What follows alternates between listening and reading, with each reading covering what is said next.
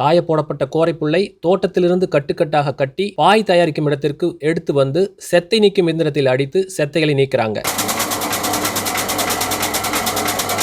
பின்பு சிறு கோரைகளை கழிக்கிறாங்க. இப்படி பண்ணுங்களா? அப்படி பண்ணால் தான் அந்த கழிவு கோரைகள் கீழே வரும். ஓ, உதறணும். உதறணும். கழித்த பின்பு கோரையை திரும்பவும் கட்டுகளாக கட்டி கட்டப்பட்ட கோரைகளை பின்பு இயந்திரம் கொண்டு அளவு வைத்து நறுக்கிறாங்க.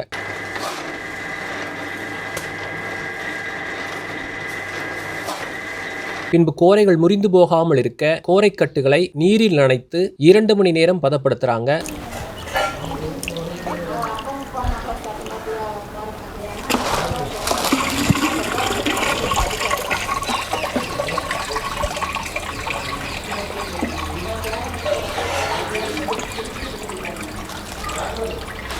பின்புதான் அந்த கோரையை பயன்படுத்தி இயந்திரத்தில்